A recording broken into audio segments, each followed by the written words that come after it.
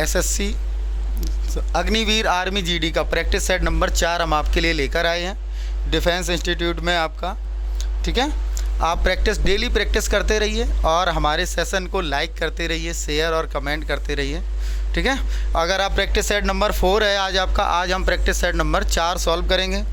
ठीक है, आज 4 प्रैक्टिस सेट है, प्रत्येक दिन 15 क्वेश्चन हम लोग सॉल्व करें, तो आज हमारे 60 क्वेश्चन हो जाएंगे।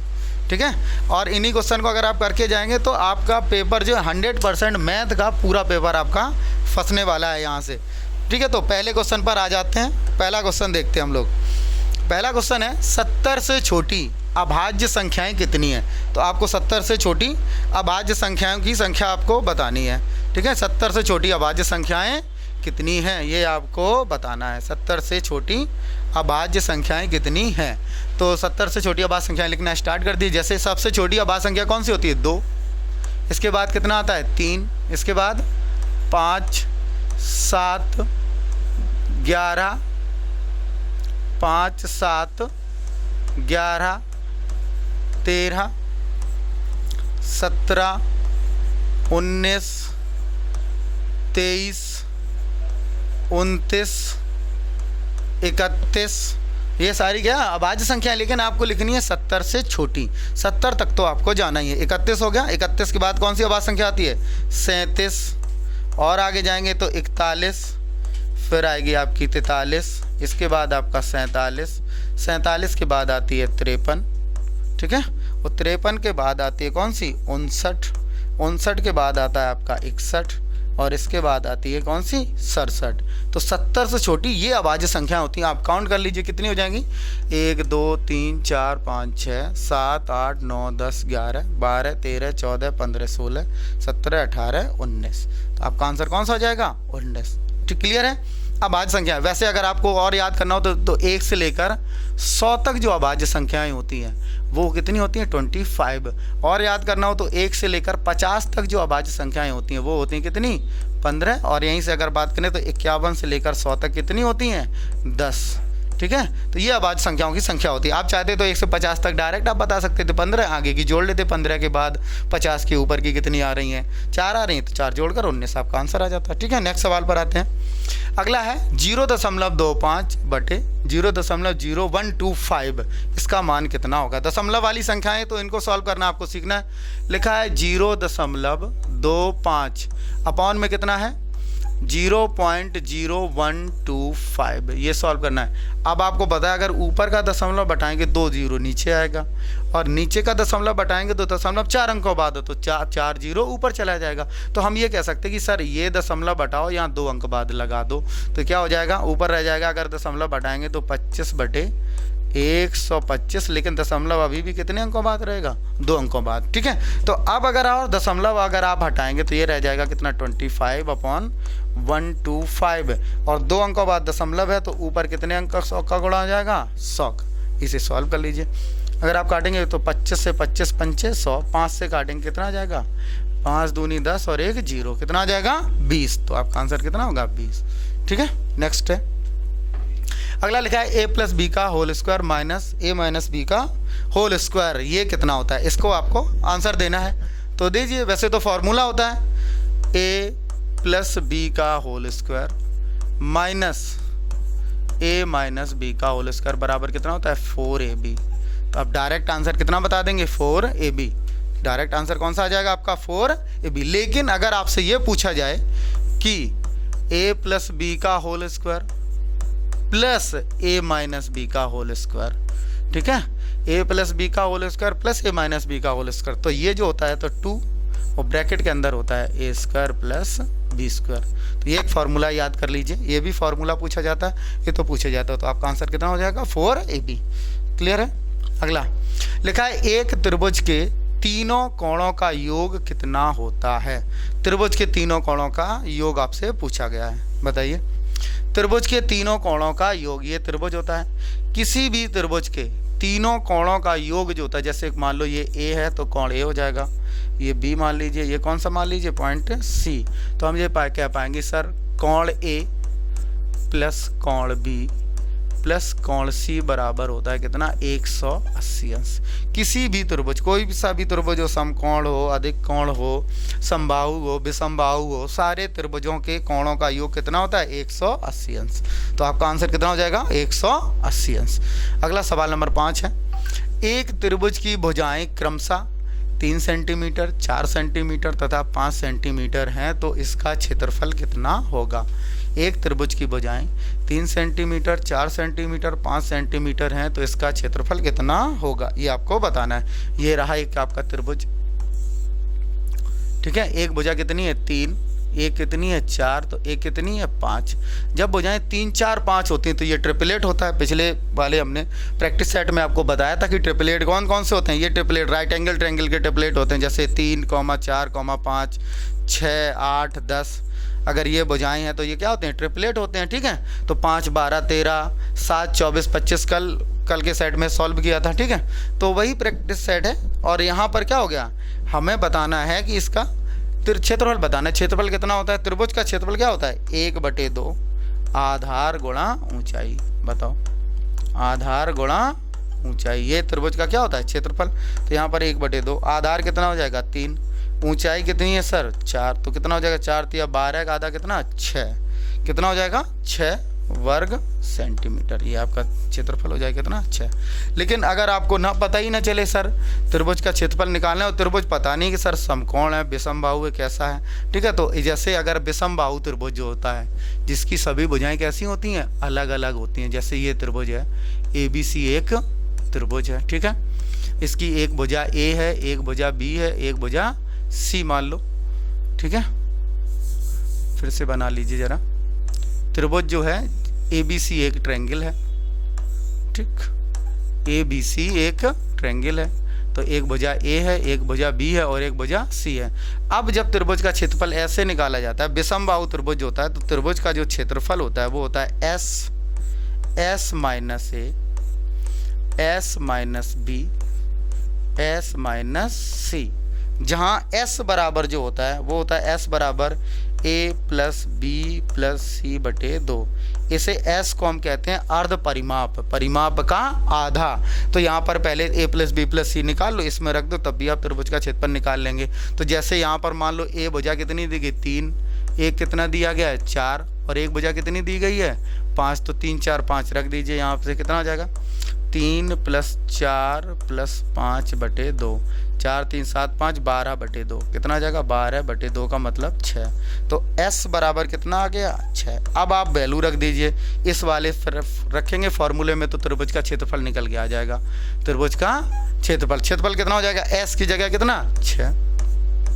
एक बार 6 में से कितना घटाएंगे 3, तो कितना आ जाएगा 6 - 3, आगे कितना आ जाएगा 6 - 4, और आगे कितना आ जाएगा 6 - 5, ये आ जाएगा। आप इसको थोड़ा और सॉल्व कर लेंगे, कितना यहाँ से बचेगा 6, यहाँ से कितना बचेगा 3, और यहाँ से कितना बचेगा 2, और वो कितना बचेगा 1। टोटल और सॉल्व करेंगे तो कितना रह जाएगा ये 6 × 18 दूनी 36, 36 का बाहर कितना आ जाएगा 6। आपका आंसर कितना आएगा 6। तो आप त्रिभुज का क्षेत्रफल ऐसे भी निकाल सकते हैं। फॉर्मूला आपको ये फॉर्मूला आपका क्या होता है S, S minus A, S minus B, S minus C, ये विषमबाहु त्रिभुज का फॉर्मूला, ठीक है। नेक्स्ट अगला है साइन 90 का मान ज्ञात कीजिए। हमने आपको साइन में कुछ मान याद करवाए थे, उसी में से पूछ लिया साइन 90 का मान कितना होता है 1। साइन 90 का मान कितना होता है 1 होता है, याद कर लिया है, ठीक है। अगला है 4 सही 1/2 प्लस 2 सही 1/4 भाग 3/4 गुणा 4 सही 2/3 बॉड मास है। हमने आपको बताया था बॉड मास के सवाल में क्या करते हैं, सबसे पहले भाग, फिर गुणा, फिर जोड़ना और फिर घटाना सॉल्व करते हैं। तो कर लीजिए, पहले इसको अरेंज कर लेते हैं। कितना आ जाएगा 4 दूनी 8 और 1 9/2 आ जाएगा, प्लस 4 दूनी 8 और 1 9/4, भाग का निशान है कितना रहेगा 3/4, फिर गुणा का निशान है कितना हो जाएगा 4 × 12 और 2 14/3, ठीक है।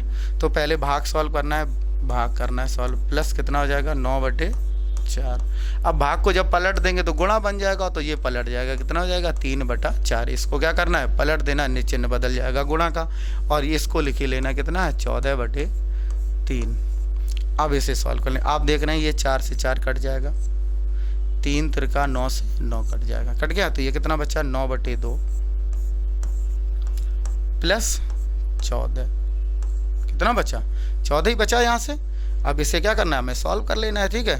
तो और सॉल्व करेंगे तो ये से लिख सकते हैं कि कितना 4 सही 1/2 प्लस 14, तो ये कितना होगा 14 4 18 सही 1/2 18.5। यही आंसर है आपका। कौन सा रहा, ये वाला, ठीक है।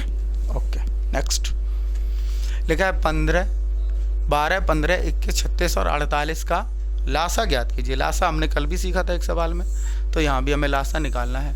कौन सी संख्या है हमारी 12, 15, 21, 36, 48। इनका क्या निकालना है हमें, लासा। लासा निकालने के लिए सबसे पहले किसका भाग देते हैं 2 का, 2 से भाग देंगे कितना आ जाएगा 6, फिर कितना 15 को भाग ही नहीं जाएगा, 21 वैसे ही रहना है, 36 का कितना रह जाएगा 18, 48 का कितना रह जाएगा 24। एक बार और 2 का भाग देना है तो कितना आएगा 3, 15, 21 में नहीं जाएगा, 18 के कितना 9 और यहाँ पर 12, एक बार और 2 का भाग देना है, ठीक है। तो कितना आ जाएगा 3, यहाँ पर रहेगा 15, 21, 9 और कितना 6, 2 का एक बार और दीजिए भाग,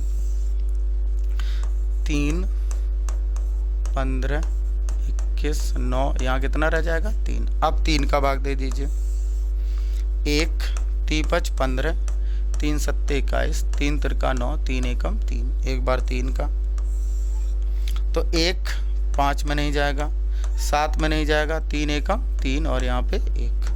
अब आपको 5 का भाग देना है तो 1 5 एकम 5, 7 वैसे ही रह जाएगा, 1 यहाँ भी कितना 1। अब आप लास्ट में 7 का एक बार दे दीजिए, उस तो सारे नंबर क्या आ जाएंगे 1 1 1। तो आपका लासा ये आपका लासा, ठीक है। इन सब का आपस में क्या करा लीजिए गुणा।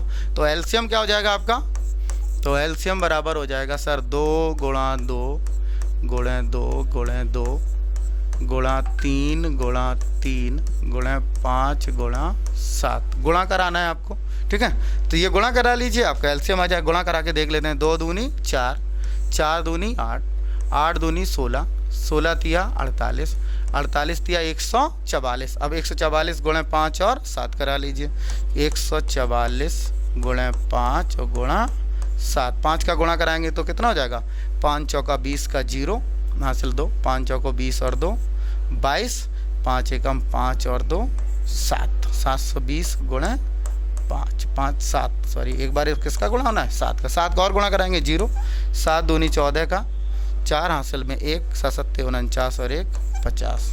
कितना आपका लासा आ जाएगा 5040। क्लियर है, ठीक है। आगे सवाल पर जाते हैं। सवाल नंबर 9 है 360 कोण को क्या कहते हैं। 360 कोण को क्या कहते हैं। तो 360 जो कोण होता है, जैसे एक जो वृत्त होता है, तो वृत्त के अंदर ये एक पॉइंट पर जो कोण होता है वो कितने अंश का कोण होता है, 360 अंश का कोण होता है। तो 360 अंश को कहते हैं हम संपूर्ण कोण, ठीक है। न्यून कोण जो होते हैं हमने कल बताया, तो वो 90 से कैसे होते हैं कम, वो क्या कहलाते हैं न्यून कोण। अधिक कोण जो होते हैं वो क्या होते हैं 90 से अधिक, वो अधिक कोण कहलाते हैं, ठीक है। और जो समकोण होता है वो एग्जैक्ट कितने अंश का होता है 90 अंश का होता है, वो क्या कहलाता है समकोण कहलाता है। क्लियर। अगला है किसी वस्तु को 480 रुपये में बेचने से 20% की हानि होती है। इस वस्तु को 10% लाभ कमाने के लिए कितने रुपए में बेचा जाना चाहिए। ठीक है, पहले हमने 480 रुपये में बेचा तो पहले हानि होगी। अब कहता है कि 10% के लाभ पर चाहिए। तो जैसे वस्तु कीमत हमने मान ली कितनी है 100, कितनी मान ली 100। अगर 100 रुपये की वस्तु है तो पहले अगर हमने इसे 20% की हानि पर बेचा है तो 20 रुपये कम हो जाएंगे, हमारी वस्तु कितनी की बिक जाएगी 80 की। लेकिन वह कहता है कि हमें इस पर 10% का लाभ चाहिए। इसका मतलब वह चाहता है कि वस्तु को हम 10% के लाभ पर बेचें। मतलब कितने में बेचें 110 में। तो हम क्या पहला विक्रय मूल्य हमें पता है, तो 80 का मान हमें दिया गया है और 110 का मान हमें पता करना है। तो हमारा आंसर क्या हो जाएगा 80 बराबर, अगर आप यहाँ लिखेंगे सर 80 का मान पता है तो 80 बराबर कितना हो जाएगा 480। तो 1 बराबर कितना हो जाएगा 480/80। हमें किसका मान निकालना है 110 का। तो हम 110 का यहाँ क्या करा देंगे गुणा। 10% का प्रॉफिट हो जाएगा। आप देखें 0 से 0 ये कट जाएगा, तो 8 6 48, तो 11 छक्का 66। तो वस्तु को अगर आप 660 रुपये में बेच देंगे तो आपको 10% का क्या हो जाएगा, लाभ। तो आंसर कितना हो जाएगा, 660 रुपये। क्लियर। अगला देखिए सवाल नंबर 7 है, 7 के प्रथम 5 गुणजों का औसत क्या होगा।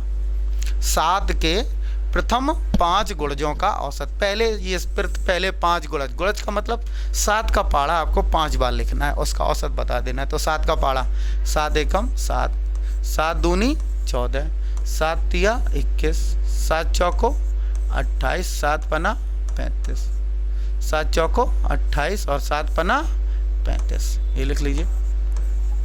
ठीक है, ये हमने 5 गुणज इसके लिख लिए लगातार। ठीक है, अगर औसत निकालना होता है तो औसत अगर समान अंतराल होता है तो औसत जो होता है हमेशा बीच की संख्या होती है, तो एक के हिसाब का औसत हो जाएगा। और वैसे तो आपको पता है एवरेज बराबर क्या होता है, एवरेज बराबर होता है संख्याओं का योग। क्या होता है, संख्याओं का योग या पदों का योग बटे में क्या होता है, पदों की संख्या। यही पता करना होता है।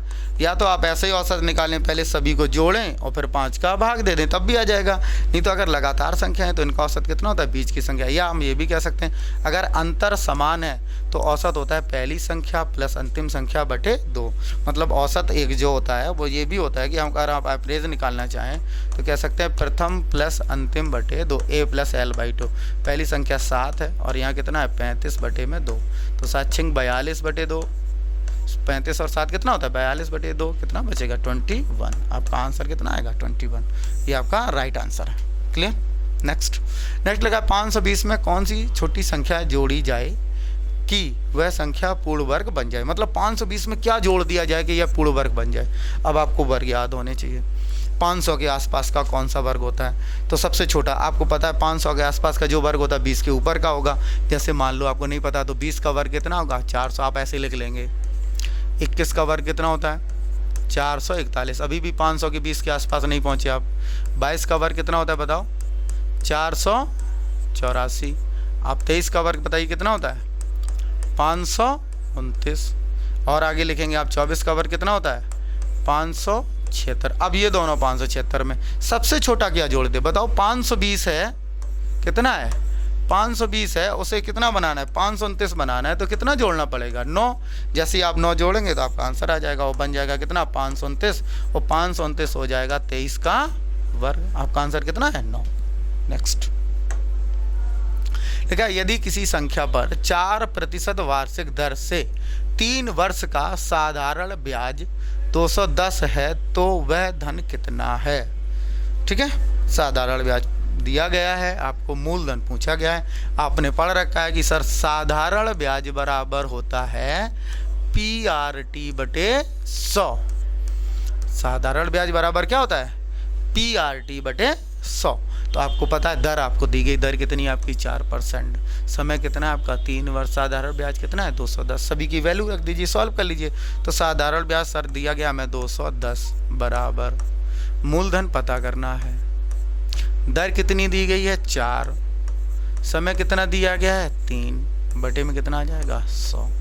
बताओ क्लियर है। अब आप जब निकालेंगे 100 का यहाँ क्या हो जाएगा गुणा, 100 का क्या हो जाएगा गुणा, 100 का गुणा करा देंगे तो 4 तिया 12, P बराबर कितना हो जाएगा 210 और 2 जीरो और इतना आ जाएगा, तो P बराबर कितना हो जाएगा 21,000 बटे 12। अब 12 का आपको भाग देना है, तो 12 एकम भाग देंगे तो कितना जाएगा 12 एकम 12, कितना बचेगा 9, 12 सत्ते 84, सही है। फिर 1 जीरो, 12 पंचे 60 और 1 जीरो, कितना बच जाएगा 1785। आपका करेक्ट आंसर है।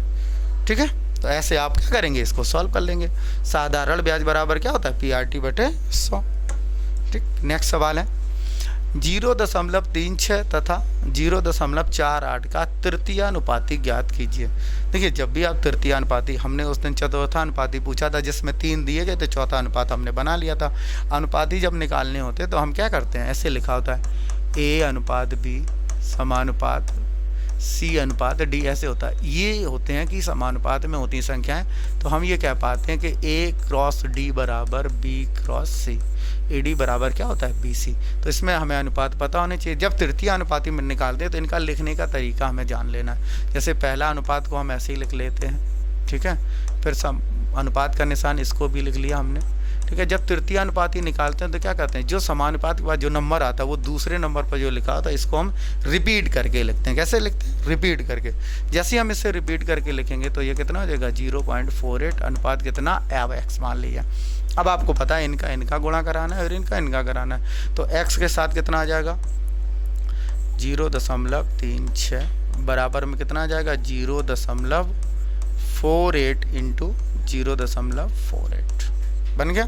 तो x बराबर कितना हो जाएगा 0.48 इंटू 0.48 अपॉन 0.36। सॉल्व कर लेना, ये दशमलव से ये दशमलव कट जाएगा, तो 12 चौको 48, 12 तिया 36, 3 से ये काट दो कितनी बार 0.16, तो 16 चौको 64, 16 चौको 64। x बराबर कितना आ जाएगा 0.64। ये आपका आंसर 0.64, यही आंसर है आपका, ठीक है। तो सवाल लगाते रहिए, आप लोग पढ़ते रहिए, ठीक है, और सेशन को लाइक कमेंट और शेयर करते रहिएगा। 2 साइकिल सवार बराबर दूरी, 2 साइकिल सवार बराबर दूरी क्रमशः 15 किलोमीटर प्रति घंटा तथा 16 किलोमीटर प्रति घंटा की चाल से तय करते हैं। यदि दूरी तय करने में एक सवार को दूसरे सवार से 16 मिनट अधिक समय लगते हैं तो वह दूरी ज्ञात कीजिए, ठीक है। दूरी वाला सवाल है, देख लेते हैं कैसे लगाना है। जैसे मान लो ये कोई दूरी है, दूरी हमने मान ली कितनी d। अब ये दूरी एक व्यक्ति 15 किलोमीटर प्रति घंटा की स्पीड से जाता है, ठीक है, और दूसरा व्यक्ति जाता है यही दूरी 16 किलोमीटर प्रति घंटा की स्पीड से। अब बता दो, आप ऐसे बताओ, जिसकी स्पीड ज़्यादा होगी उसको कम समय लगेगा और जिसकी स्पीड कम होगी उसे ज़्यादा समय लगेगा। तो दोनों के समय का हमें अंतर दिया गया है, ठीक है। तो जैसे समय बराबर क्या होता है आप बताइए, चाल बराबर दूरी बटे समय, तो समय बराबर क्या होता है, समय बराबर होता है तो दूरी बटे चाल, यही होता है। तो दूरी d है और चाल का भाग देना है, तो इसके द्वारा लिया गया समय कितना हो जाएगा सर, दूरी बटे चाल। ये एक समय कितना आ जाएगा 15 और एक समय कितना आ जाएगा सर, दूरी बटे चाल कितना आ जाएगा 16। सर इसमें से इसको घटाएंगे तो हमें कितना मिलना चाहिए, कितने मिनट का अंतर आ रहा है 16 मिनट का। तो 16 मिनट कम 16, लेकिन मिनट को घंटे में बदलना है तो 60 का क्या देना पड़ेगा भाग। अब आप सॉल्व कर लीजिए, इस साइड सॉल्व करेंगे तो इनका क्या ले लेंगे लासा, लासा लेने के बाद कितना हो जाएगा ये 15 और 16 का लासा कितना होता है 240, तो 15 गुणा 16, तो यहाँ कितना हो जाएगा 16d माइनस 15d बराबर कितना आ जाएगा 16 बटे 60। तो ये और सॉल्व करेंगे तो कितना हो जाएगा 60 चौको 240, तो 16 चौको 64, 16 में से 15 जाएगा तो सिर्फ d बचेगा, d बराबर कितना आ जाएगा 16 चौको 64 किलोमीटर। ये आपका आंसर आ गया कितना 64 किलोमीटर, ये लिखा हुआ है, ठीक है, क्लियर है। और एक और तरीका होता है लगाने का, जैसे अगर दूरी समान हो, ये समझ तो गई होंगे आप, तो थोड़ा हम इरेज कर देते हैं इसको, ठीक है। अगर दूरी समान हो, ये याद कर लेना, अगर डिस्टेंस कैसी हो सेम, जब दूरी समान हो तो जो चाल का अनुपात होता है वो समय के अनुपात का कैसा होता है, उल्टा होता है। दूरी समान हो तो चाल का अनुपात जो होता है वह समय के अनुपात का कैसा होता है, उल्टा होता है। अगर चाल का अनुपात पलट दें तो हमें किसका अनुपात मिल जाता है, समय का अनुपात पता चल जाता है। और दूरी बराबर कितना होता है, चाल गुणा समय, आप डायरेक्ट गुणा करा सकते हैं। जैसे पहली चाल कितनी दी गई 15, दूसरी चाल कितनी है 16, अगर इसको पलट देंगे तो ये पहले 16 समय लगता तो अब कितना समय लगता होगा 15। कितना कम लग रहा है सर, एक मतलब यहाँ कितना है 16, तो 16 का मान 16, लेकिन घंटे में रखना है तो 16 बटे 60, तो टोटल समय निकालना पड़ेगा, तो ये कितना हो जाएगा 16 बटे 60। ये समय हो गया, ये चाल है, तो चाल समय दूरी बराबर क्या होता है, चाल गुणा समय। तो डायरेक्ट दूरी बराबर क्या होता है, चाल कितनी थी सर 15 चाल थी तो समय इतना लग रहा था सर 16 गुणा 16 बटे 60। इसको सॉल्व कर लीजिए, तो 15 से काटेंगे 15 चौको 60, 4 चौको 16 और 16 चौको 64 किलोमीटर। डायरेक्ट आपका आंसर आ जाएगा एक लाइन में, क्लियर, ठीक है। नेक्स्ट हो गया आपका आज का सेट पूरा। देख लीजिए सारे सवाल आपने किए हैं, ये देखिए 13 नंबर, 12 नंबर, 11 नंबर, 10 नंबर, 9, 8, 7, 6 5 4 3 2 1 और ये ठीक है। तो आज आपका प्रैक्टिस सेट कंप्लीट हुआ। तो इसी प्रकार आप डेली हमसे जुड़ते रहिए। कल हम प्रैक्टिस सेट नंबर 5 लेकर आपके लिए आएंगे। ठीक है, धन्यवाद। सेशन को लाइक और शेयर ज़रूर करते रहें।